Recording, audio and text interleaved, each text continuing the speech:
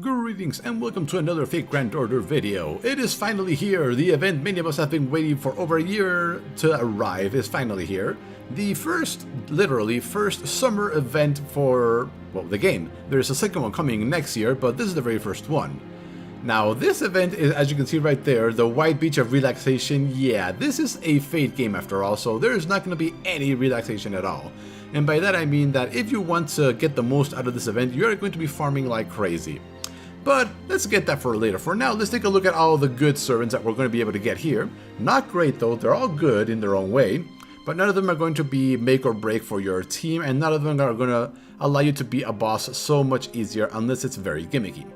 So let's get on to the servants, starting with Skathak there, shall we? Now, the servant we are going to get for free during this event, if you dedicate enough time to it, is a Skathak with an AoE chance on death, a Noble Phantasm. Not only that, she's an assassin, she's got a triple quick card deck, which means she's going to be able to charge her MP pretty decently, especially if you give her a lot of crits, and she's going to have a chance of killing anything that isn't basically a servant boss in the story. Now let's take a look at her skills. Her third skill, Midsummer Fox Pass, ignores invincibility 1 turn, always good. Increases own quick card performance for 1 turn. That is definitely not bad if you level to max 50% extra quick card effectiveness, and considering her Noble Phantasm is also quick, that is definitely a skill you want to max out if possible. Now, her second skill, recovers 1 ally's HP and reduces your damage taken for 1 turn. Okay, let's see, heals for 1 to 3,000 depending, and damage cut of 500. Damage cut means that any attack that they suffer, they will have the damage reduced by this fixed amount. So if it's a multi-hit Noble Phantom that they are eating, every hit of the Noble Phantom is going to have the damage reduced by this amount. So this is excellent against people that have Noble Phantoms that hit a lot, like let's say Ryogi Shikis, maybe even Jack. Many of those that hit a lot of times, this is an excellent skill to use against those. And her first skill draws attention of all enemies to self for 1 turn and increases own critical damage for 1 turn. This is okay, again if you level up to max level, it's 50% extra damage on her criticals, and considering she is an assassin and has a triple quick card deck, this is definitely a skill you might want to consider leveling. However, the fact that she becomes the #1 target for that turn, not too good.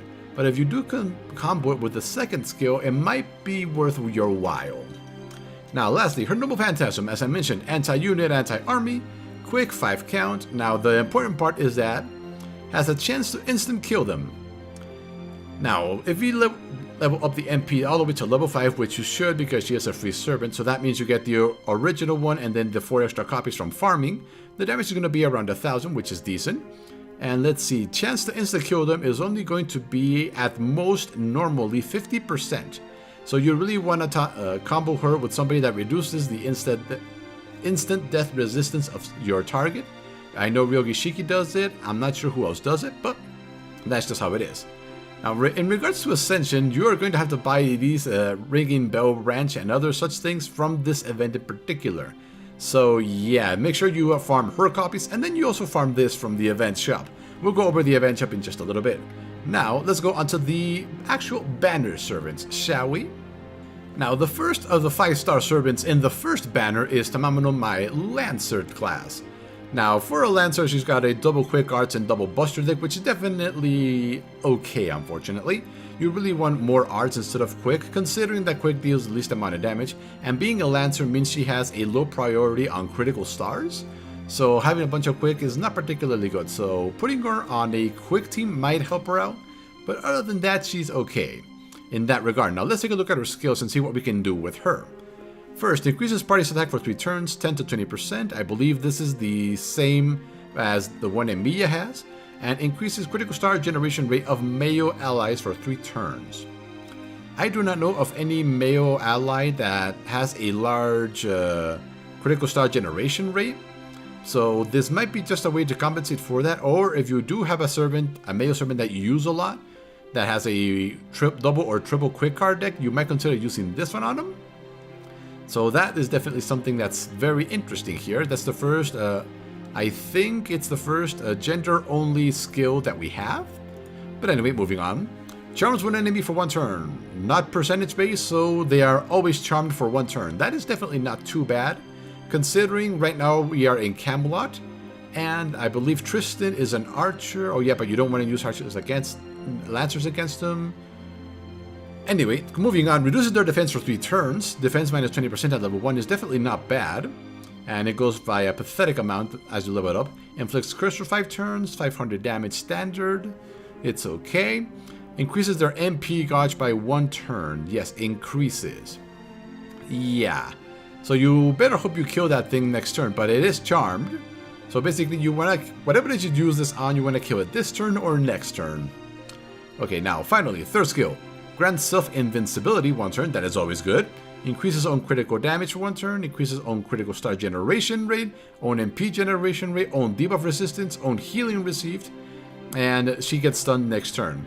So interesting, so if she's about to take a lot of damage, she can become invincible and basically help fight back, because MP generation rate also increases the amount of MP you gain when you take damage. So this is definitely not a bad buff. Unfortunately, you do want to what's the word? Pair her up with somebody that can remove the stun next turn. Maybe Saint Martha. I think maybe Nightingale might be. I'm not sure who else does it, at least at this moment. But not a bad skill. Now let's take a look at her Noble Phantasm here. Let's see. Deals damage to 1 enemy. 600 to 1000, so standard. Deals extra damage to males. That is definitely good. Now, as of right now of the recording, the only character that deals extra damage to males is Queen Meb. And yeah, so having a second servant that deals extra damage to males is definitely not a bad thing, especially considering there are a lot of males that are definitely a pain in the butt to deal with the story. So not a bad Noble Phantasm, especially against males. Now she is the 5-star of the first banner, the one that's going to pop up during the very first week of the event. Now, there is a second banner that pops up during the second week of the event, so you might want to wait until you see all the servants before you actually roll. So let's move on to the next one, shall we?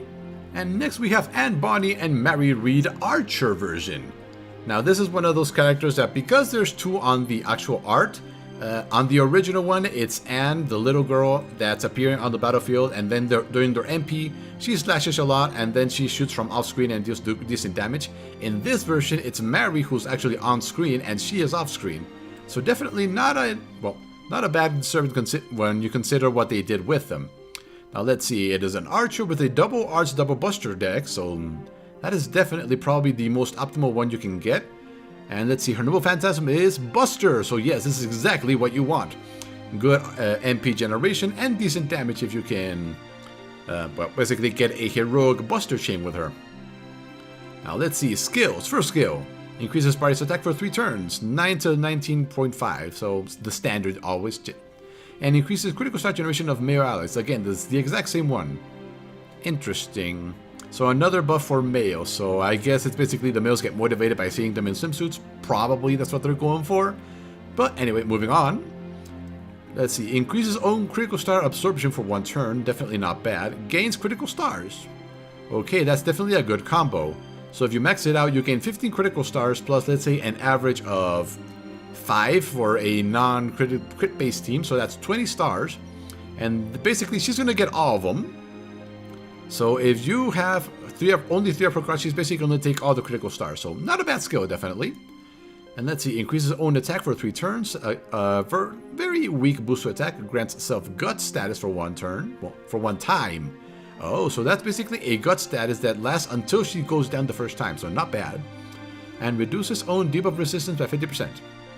Okay, so they're basically, we're not going to die anytime soon, but we're going to eat all the debuffs you can throw at us. Yeah. But there's still not definitely a bad archer, considering it's a single target archer. That isn't a 5-star, it's definitely not a bad idea to roll on them if you don't have a single target archer. I don't have one though. Well, I do have one in Toriale, but she's the 3-star and she really only does extra damage to males, so yeah. So if you're lacking a single target archer, not a bad idea to roll on Anne Bonny and Mary Reed here. And now we get to the person that I am hoping to pull and that I've been saving over 300 St. Quarts to pull on, Mordred. Rider version, actually. And by the way, the name of the actual surfboard she's holding is the Pride Wind. I'm not sure if there's a joke there. There's probably something in mythology. But anyway, onto her skills. Well, first, double quick, double arch, single buster. So she is basically designed to spam her Noble Phantasm all the time. Or at least as much as possible. A 2-hit arch card is definitely not bad. So let's take a look at her skills. Increases own arch performance by 3. From 20 to 30%, that is definitely not bad, and it lasts 3 turns, so she is definitely designed to spam her MP. Not only that, she has a passive that increases own arch performance by itself, so yeah. You want to use as many arts with her as possible. Then grants self-evasion for 1 turn, not bad, some survivability, and increases own critical star generation rate for 1 turn. That's the extra bonus, but the important part is the dodging everything for 1 turn. That's definitely the best part. And even at max level, still a 7 turn cooldown, so not something you can hope you can rely on to survive a long time. But survivability is better than nothing. And finally, grants itself guts 1 time for 3 turns, and charges on MP guts. Now, this is definitely the most important part, the charging of the MP. And if you max it out, just like on regular Mordred, it increases it by 30%. So that means if you go in with, let's say, a imaginary element, which is a 4-star CE that gives you MP charge at the beginning of the battle of 60%, and say you bring in a friend Zhugliang or Waver, you can give her another 10%, so that's 70, and you use this, and you're already launching her MP on turn 1. Not bad considering the skill set she has. Now let's take a look at her Noble Phantasm. Anti-wave. Right, I sense a joke there, because she's a surfer. Arts type, so definitely good. The damage is not particularly high, starting pretty low if we're perfectly honest here. And chance to reduce her MP gauge by 1. So her MP isn't particularly strong, so you're going to strongly rely on using her first skill along with her passive to basically deal decent damage with it. Now you are supposed to be spamming it as much as possible, so that's definitely supposed to make up for it. Instead of being one big one that you use very rarely, you use it as often as possible, but unfortunately it's not that strong.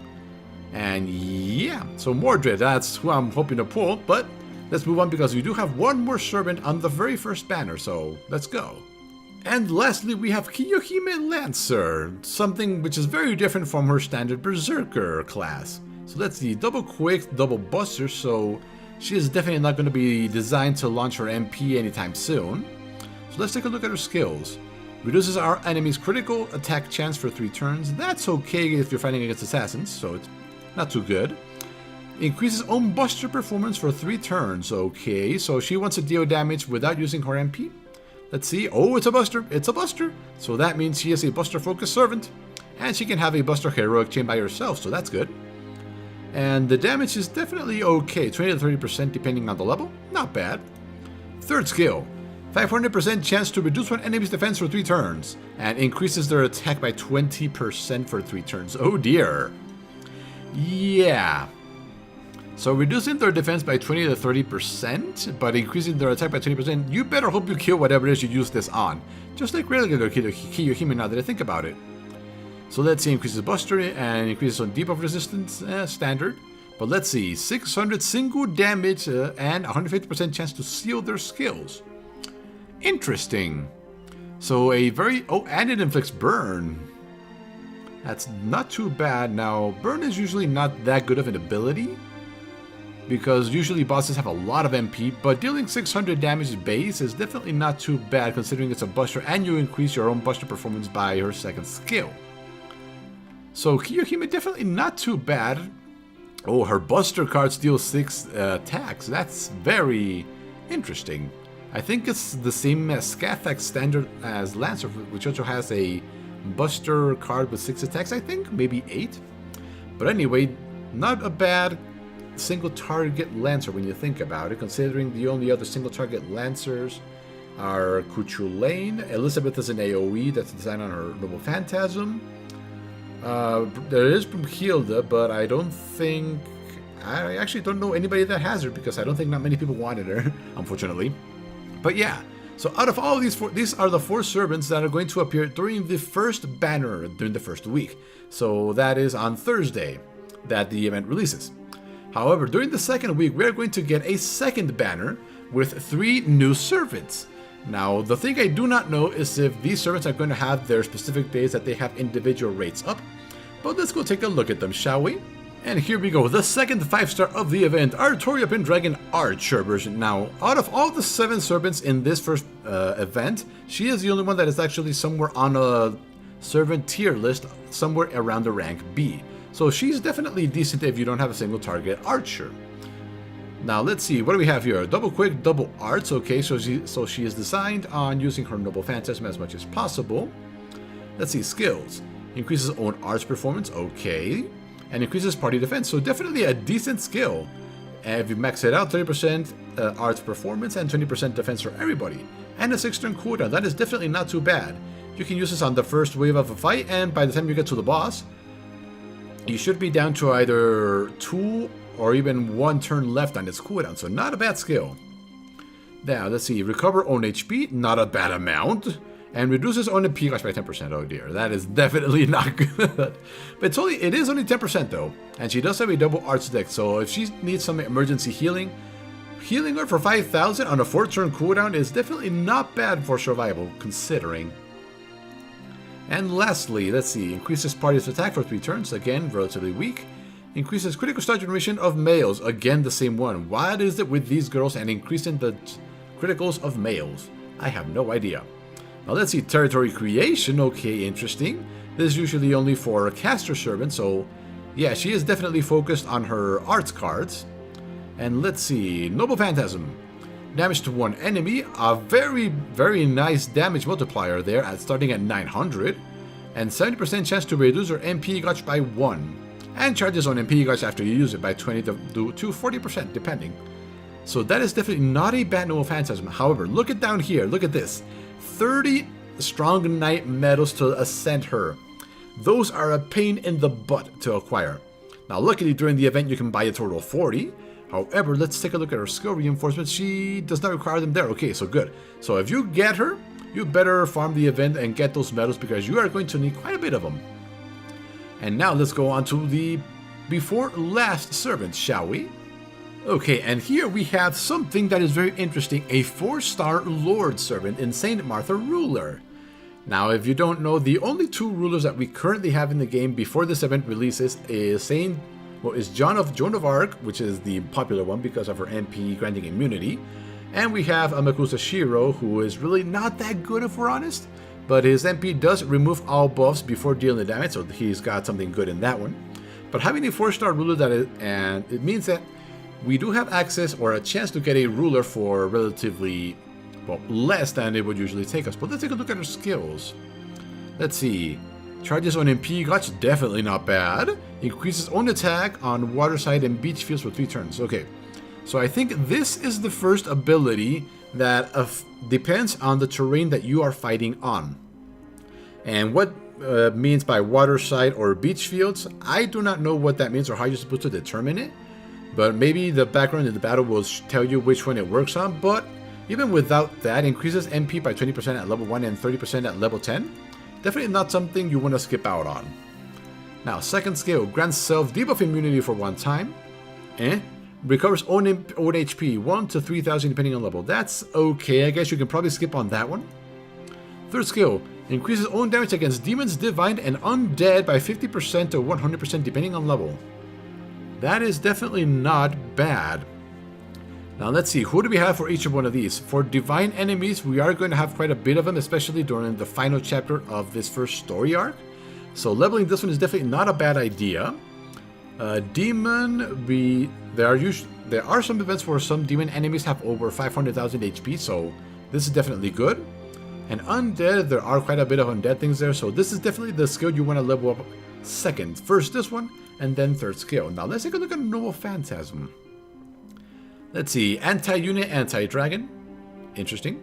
Deals damage to one enemy, so 600%, and reduces their defense for 1 turn and activates first. It's okay. Just look at the amount of statues you need to level to ascend her. So the damage is not particularly good, but because she has high survivability being a lord and does reduce the defense by a minimum of 10%, so she would do okay damage, unfortunately. Now, if it's against any of these 3 things and you have it maxed out and you activate it, then the damage becomes really good. But other than that, she's really there for having a budget ruler, quote unquote, and having access to something that could be considered a tank. If you give her a craft essence that forces her to be targeted for a couple of turns, then you're definitely getting your worth out of her. And now, onto the final servant. And lastly, we have Marie Antoinette Castor. And let's see, what do you have? Let's see, triple Arsec as a caster is pretty much standard, and territory creation definitely standard on all casters. So let's take a look at our skills. Increases party's attack for 3 turns. Okay. Increases critical star generation of male allies again. Okay then, so that seems to be a theme going on here. Second skill, gains critical stars every turn for 3 turns. Okay. And recovers own HP every turn for 3 turns. Not bad, because if you put her as a support for a, say, Scathic Assassin that we're getting that relies on critical stars, she might work, and if you max out the ability, you get 10 every turn. That is definitely not bad. And her healing is a little bit extra on the cake, but anyway, third skill. Let's see, grants self-invincibility for 3 attacks, so like her original form, and increases own debuff resistance. I think this is pretty much exactly like her original card,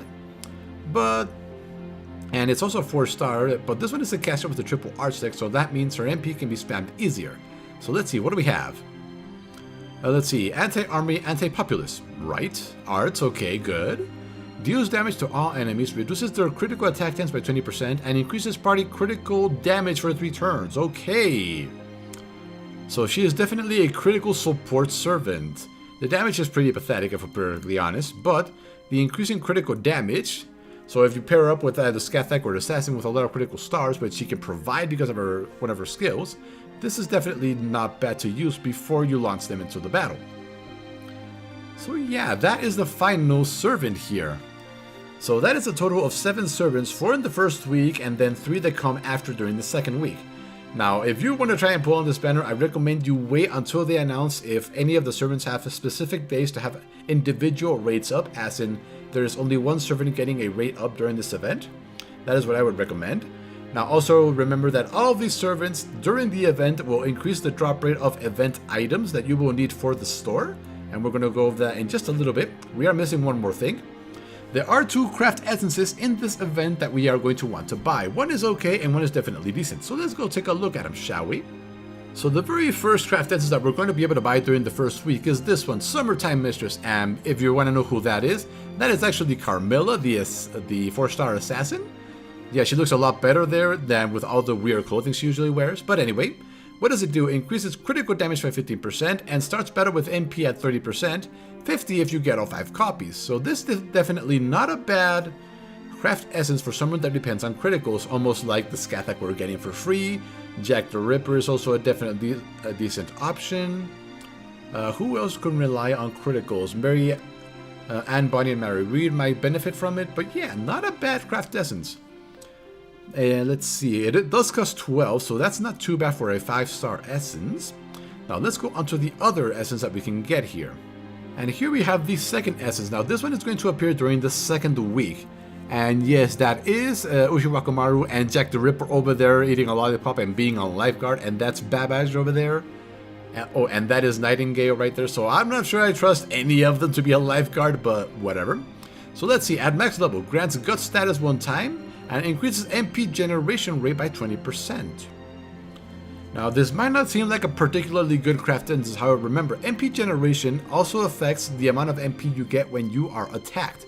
So if you put this on, say, a tank that can draw attention to themselves, like say the Scathic we're getting, I think Georgios the rider can also target himself and some other servants, this might not be too bad for something for them. Now if you also put this, like say, on a Heracles, he can also become near immortal, having this guts, his own guts, his one turn evasion. So yeah, interesting essence. And now with all the essence, basically all the important stuff out of the way, let's go take a look at the event shop to see how much of anything we need to gather to make it worth our while, shall we?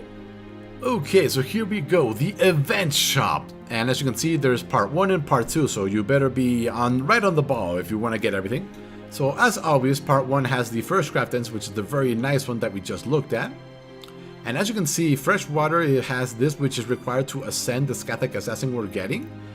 And let's see, there's the second, there's the third, there's the fourth. Okay, so 600, 600, 600, only 300 food, so that's so good, and 300 water. Okay, so that's definitely decent. So basically what we want is 600 of this, along with all of these. Oh boy, that is a lot. So anyway, something you may not know is that In Camelot, we got a bunch of new Ascension materials. This is one of them. And let's see. Oh yeah, these night medals, you absolutely want to buy them.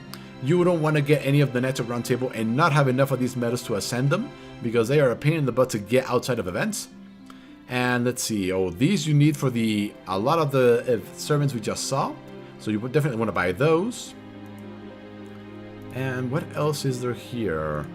So priority is the Craft Essence, the Ascension Material for Scathach, and then whatever Ascension Materials you can get, including these shells. Now let's go to part 2 of the shop. So here, as you can see, once we get the Galbog replicas, we're going to be able to get the extra copies of Scathach, so we can get her up to MP level 5, because there's no reason not to. Then Alloy, we're going to get 1 Essence, 2 Essence, 3 Essence, 4 Essence, 5. So there are the 5 copies of that Craft Essence. So what else can we get? For Alloy, oh, you definitely want to buy these lamps here. These have a very rare and very low drop rate right now. There are only 2 places in Camelot that they drop off, and they only drop off the final boss in that wave.